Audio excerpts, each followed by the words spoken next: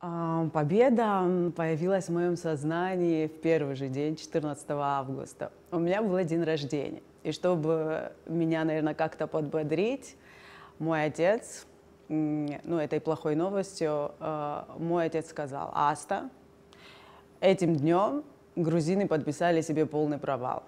А нам, наконец, свободу. Запомни, 14 августа– это первый день нашей победы». Ну и ушел. Нас с младшим братом и мамой папа переправил на вертолете в Гудауту. Сам, естественно, остался в Ткварчеле воевать. Во время войны, как вы помните, всех людей из Восточной Абхазии гостеприимно приняла Пицунда. Так мы оказались беженцами на своей родине. Вот. Когда наступило лето, летом, значит, мама с младшим братом уехали на Украину к бабушке, а я слезами, мольбами просто уговорила меня оставить на попечении родной тети. Но сама почти все время я проводила с любимыми подружками на 9-м этаже пансионата «Бзып». В то время, знаете, завязывались такие теплые, дружеские, крепкие связи, которые длятся у нас по сей день. В сентябре тогда Ельцинская Россия нам отключила свет и воду, но никто на эти лишения вообще не обращал никакого внимания. И всем сердцем мы просто верили в победу всегда. И когда началось крупномасштабное наступление на Сухум, в воздухе прям уже ощущалась такая полная победа. Нам всегда, знаете, с пансионатов были слышны отголоски взрывов, стрельбы.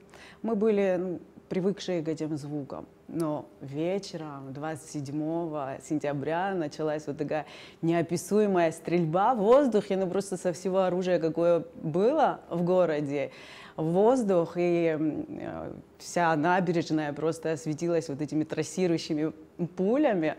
И этот свет трассирующих пуль был повсюду и врезался мне в память, в голову, как символ такой радостной вести. Та стрельба в воздух, она не была страшная, а она была, знаете, как салют.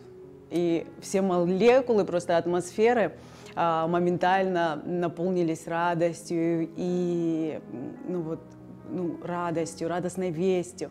Мы взяли Сухум, все кричали: мы взяли Сухум, Майяра. Все тогда выбежали на берег, поздравляли друг друга, как дети, стали друг друга обнимать, целовать, кружиться и поздравлять друг друга с победой. Сам день 30 сентября, именно 30, я не помню. Наверное, потому что начиная с 27-го мы все ходили счастливыми, и все разговоры были только о победе, о мирном небе над головой и о возвращении домой.